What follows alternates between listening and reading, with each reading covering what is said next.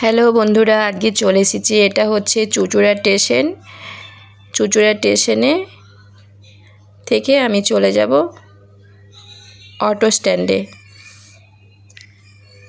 আমি হাওড়া থেকে ব্যান্ডেল লোকালে করে চুঁচুড়া স্টেশনে এসে নেমেছি। আর এই দেখুন অটো স্ট্যান্ড। আপনারা ঠিক নামবেন, নেমে যেদিকে ব্যান্ডেলের দিকে ট্রেন যায় সেই দিকে এসে অটো ধরবেন। তারপরে অটোতে করে চলে যাব, অটো বা টোটো, সুগন্ধা মোড়। 10 টাকা ভাড়া নেবে। এইটা হচ্ছে সুগন্ধা মোড়। এইখান থেকে এই দেখুন টোটো দাঁড়িয়ে আছে, 10 টাকা নেবে। সুগন্ধা মোড় থেকে কামদেবপুর।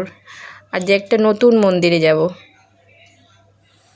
আজকে নতুন মন্দিরে আপনাদের দেখাবো, চলুন। এটা হচ্ছে কামদেবপুর। এই দেখছেন ল্যাম্পপোস্টটা, আর ওই লাল রঙের অ্যারো দেওয়া আছে, ওই দিকে যেতে হবে। এই চিহ্নটা দেখলে চলে যাওয়া যাবে।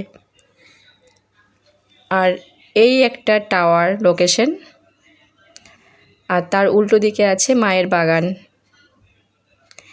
এই মন্দিরটা নতুন নির্মাণ হয়েছে, শ্রী রামকৃষ্ণ সারদা মন্দির।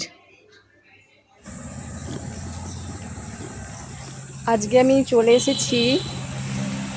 চুঁচুড়া থেকে আসতে হবে আপনার সুগন্ধা মোড়। সুগন্ধা মোড় থেকে কামদেবপুর। কামদেবপুর এলে পারে একটুখানি 1 মিনিট হাঁটা পথ মা শ্রী রামকৃষ্ণ সারদা মন্দির। এটা নতুন নির্মাণ হয়েছে, 7ই জুলাই রথের দিন উদ্বোধন হয়েছে।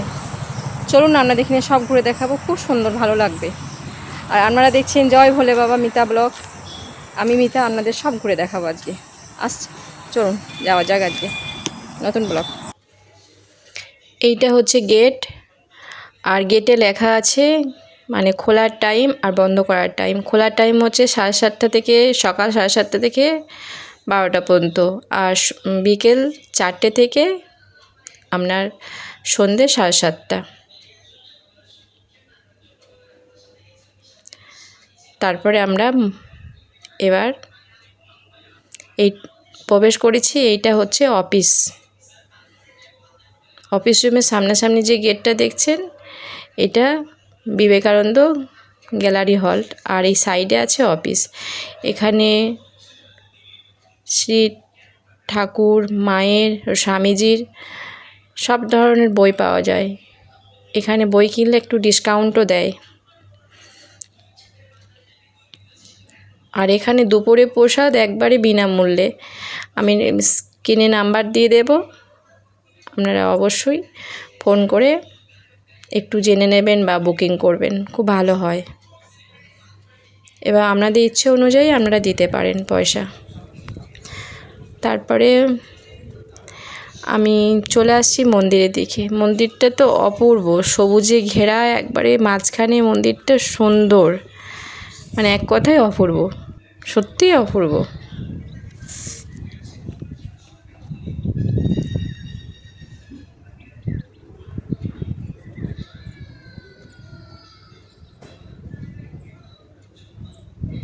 এখানে আগে সুপারি ফ্যাক্টরি ছিল, এখন এই মন্দিরটা প্রতিষ্ঠিত হয়েছে।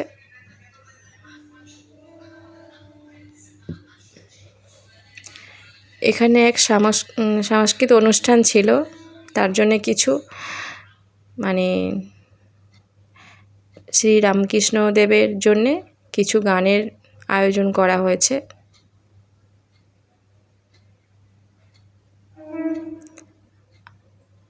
আর এই দেয়ালে টাঙানো আছে মহাপুরুষদের সব ছবি।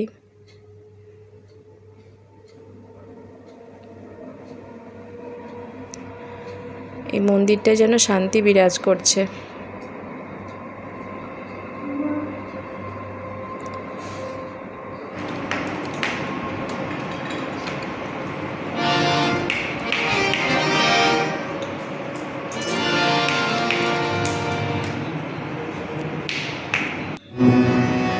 नमस्ते यतिनाथ विवेकानंद सूरय सच्ची सुख सरोमाय स्वामी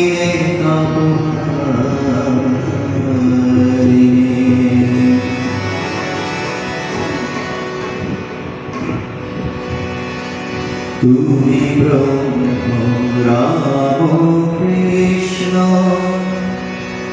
তুমি কৃষ্ণ তুমি রাম তুমি ব্রহ্ম রাম কৃষ্ণ তুমি কৃষ্ণ তুমি রাম তুমি বিষ্ণু তুমি বিষ্ণু প্রভু বিষ্ণু প্রাণ তুমি ব্রহ্ম রাম কৃষ্ণ তুমি কৃষ্ণ তুমি রাম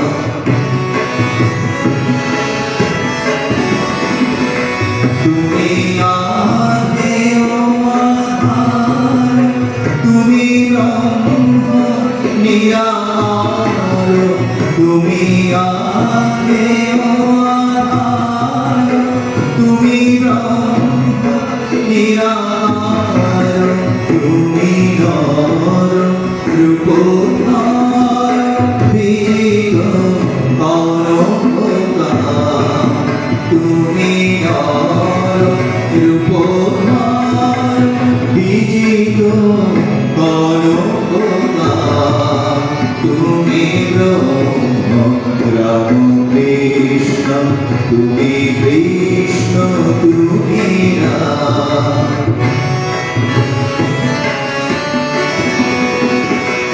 অপার করুণা সিন্ধু তুমি দেব দীনবন্ধু অপার করুণা সিন্ধু তুমি দেব দীনবন্ধু যাচে কৃপা চরণে করি প্রণাম যাচে কৃপা চরণে করি প্রণাম তুমি ব্রহ্ম রাম কৃষ্ণ তুমি কৃষ্ণ তুমি রাম তুমি বিষ্ণু তুমি বিষ্ণু প্রভু বিষ্ণু প্রাণ তুমি ব্রহ্ম রাম কৃষ্ণ তুমি ব্রহ্ম রাম কৃষ্ণ তুমি ব্রহ্ম রাম কৃষ্ণ তুমি মর্ম ছাই তব উন্নতির দিয়ে যাম ছাই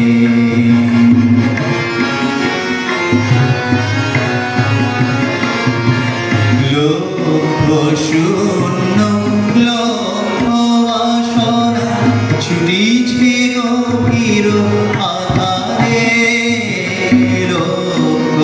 শূন্য বাসনা ছুটিছে গভীর আধারে জানি না ডুবে যাবে অকুল গরল পাথারে প্রভু বিশ্ব বিপদ অন্ত তুমি দাঁড়াও রুধিয়া পন্থা তব শ্রীচরণ তলে নিয়ে এসো মত বাসনা গুছায়ে মলিন মর্ম মুছায়ে তুমি নির্মল কর মঙ্গল করে মলিন মর্ম মুছায়ে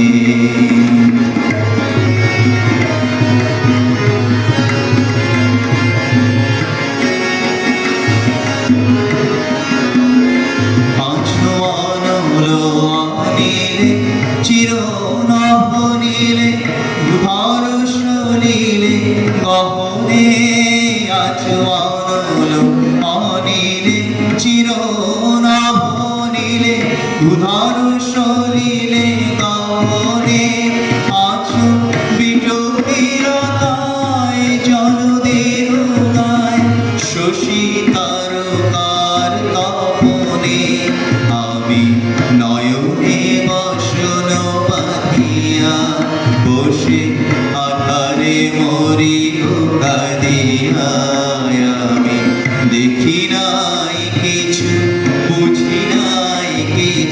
নামে দেখায় বুঝায় মলিন মর্ম মুছায় তুমি নির্মল করো মঙ্গল করে মলিন মর্ম মুছায় তব পূর্ণ কিরণ দিয়ে যা কালিমা বুঝায় মলিন মর্ম মুছায় তুমি নির্মল করো মঙ্গল করে মলিন মর্ম মুছায় মলিন মর্ম মুছায় মলিন মর্ম মুছায়। খুব সুন্দর গান শোনালেন, খুব ভালো লাগলো, আপনারাও শুনলেন। আমি এবার বাইরে পরিবেশটা একটু দেখিয়ে নিই, আমরা দেখিনি, তারপরে চলে এলাম প্রসাদ কক্ষে। মানে এখানে প্রসাদ, দুপুরের অন্নপ্রসাদ এখানে দেওয়া হয়। আর এই দেখুন পাশে আছে মহারাজদের জন্যে আলাদা করে প্রসাদ কক্ষ, একটাই মানে রুম আলাদা করে পার্টিসিপেট করা আছে।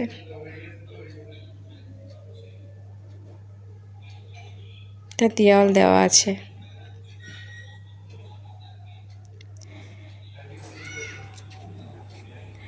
মানে খুব সুন্দর সুন্দর গাছ, সবুজে ঘেরা, খুব সুন্দর।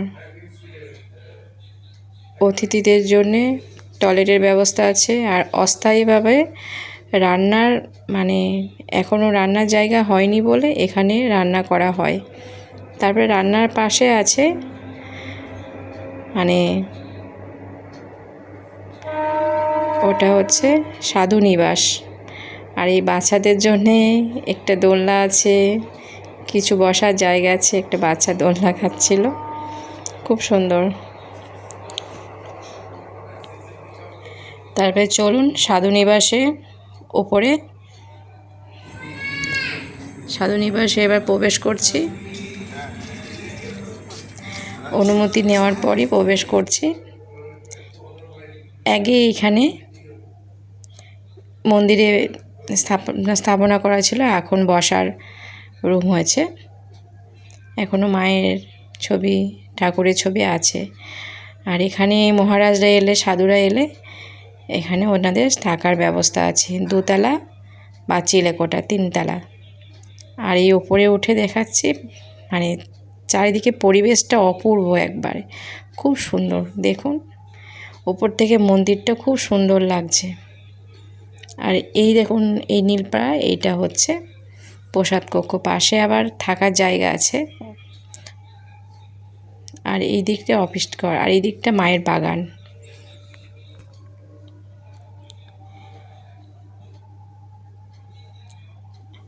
এই ছাদের ওপর যে রুমটা আছে এখানে সাধুদের জন্যে বা মহারাজদের জন্যে থাকার ব্যবস্থা আছে, এসিরও ব্যবস্থা আছে।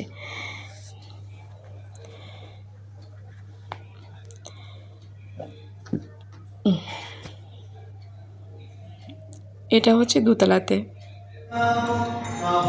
আর এই রুমটা বন্ধ ছিল বলে পাশে আমাদের অন্য রুম দেখালো।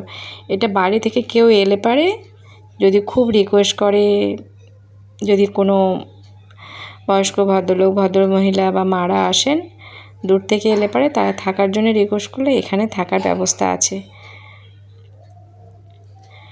টয়লেটের ব্যবস্থা আছে। এখানে 6টা কি 7টা রুম, মানে 7টা বেড আছে। আর ওর পাশাপাশি পায়খানা বাথরুমের ব্যবস্থা আছে। মন্দিরে ভোগ প্রসাদ হয়ে গেছে, এখন অন্নভোগের প্রসাদ হয় না, অন্নভোগ দেওয়ার কোনো ব্যবস্থা নাই। এরকম ফল প্রসাদ দেওয়া হয়ে গেছে, মন্দির খোলা হলো। এবার মানে মন্দিরের মধ্যে মানে চাঁদের হাট বসেছে। এত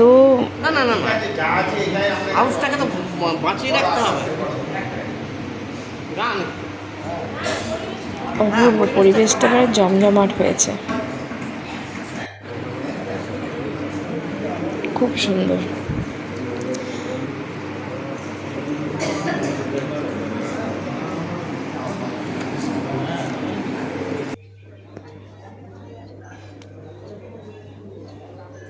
বাইরে পরিবেশটাও খুব সুন্দর। একদিনের জন্য বেড়ানো জায়গা অপূর্ব। তারপর আমাদের এবার ভোগ প্রসাদ গ্রহণের টাইম হয়ে গেছে, আমরা এবার প্রসাদ কক্ষে যাব। মানে মন্দিরটা এতটাই সুন্দর, মানে চোখ ফেরানো যাচ্ছে না, খুব সুন্দর লাগছে। মানে শান্তি, একরকম বলা যায় শান্তির জায়গা। আমরা এসে সব প্রসাদ কক্ষে এসে বসেছি, এবার ভোগ বিতরণ হবে।